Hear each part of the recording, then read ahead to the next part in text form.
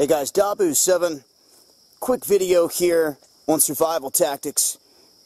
I've had a lot of people hit me up in regards to a lot of questions on what can you eat out in the wilderness, what can you not eat, things of that nature. And I wanted to go over a few things here in this video to help clarify some things and to give a response back to a lot of you that have been emailing me. That way you guys got somewhat of an idea out the gate here on what you can and cannot consume out here in the wild. Now I'm going to start off with some basic stuff here that you can find just about everywhere, but it's essential that people realize that these things can save your life out here. Something as simple as the clovers on the ground. Lucky you. These clovers are found just about everywhere, and they are actually edible. And you can find them just about anywhere you can find a grassy field. You can spot them by their distinctive foil. You can eat them raw, but they are better boiled. So clovers, something simple you can find everywhere that could help in saving your life. The plant that is edible out here is this pretty little plant called the fireweed that is found primarily in the northern hemisphere. You can identify this by its purple flower and its structure. Now, American Indian tribes included fireweed in their diet. It's best that you eat this stuff when the leaves are tender.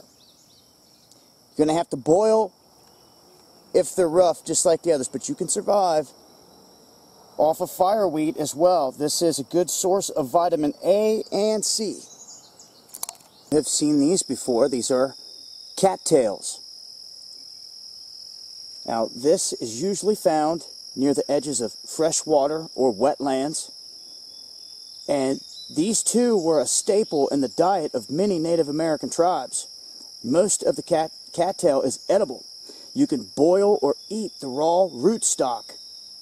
And it's best that you dig down. It's usually found underground, and make sure to wash all the mud off.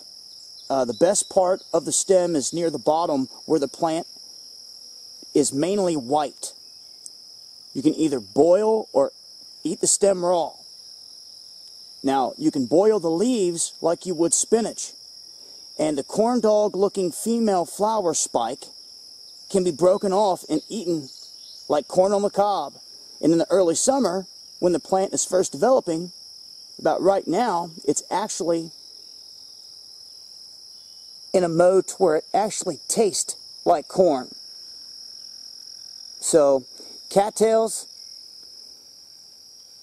another thing to help you survive out in the wild. And this is a red clover. Now, the plant's blossoms can be eaten fresh, or you can steep them in hot water for tea. You can toss both the green leaves and the blossoms into your salad as well. And it's just another item here you can find out in the wild that will help you survive.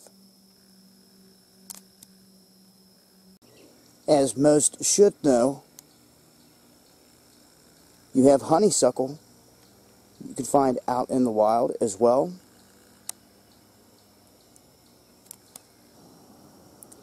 You also have the dandelion, or lion's tooth. Pretty much everyone has seen this common weed in their yard, and it pops up just about everywhere. No amount of mowing or pulling or anything is going to get this thing gone, it seems like. But they are a rich source of vitamins, also minerals, and they have antioxidants within them as well. Now, 1 cup of raw dandelion greens contains 112% of your daily required intake of vitamin A and 535% of vitamin K. So, to let folks know, the dandelions will help you survive as well. You can also put them in your tea. And another common plant that can be found is plantain. It is short-stemmed, it likes to hug the ground, and you can find it in a lot of wet areas, and this has been used for food and to cure different ailments, used as a remedy for a long time. Now, for those out there that want to go a different route, what I've done is I've gone through Food for Liberty on all my big buys and anything that I get as far as freeze-dried goods. They have good deals, and I've stuck with them, and this is just one of the bags, but I also have MREs on deck and a lot of other things. But as far as food, people keep asking me, what are you doing? What are you doing? Well, I've been slowly but surely taking the steps and stocking up to where I have a good enough supply for me and my family. Now, it's all about your plan. How long are you expecting to survive out here? 30 days? 6 months? A year? How many people do you have? You have to do your own math and figure that out for yourselves. But as far as what I'm doing, I wanted to share a lot of this information with you guys. You guys know, had a lot of people emailing me and asking me questions. I hope this helped. And once again, you know, everybody's supply is going to be different. You know, it's up to you. How many people do you have in your family?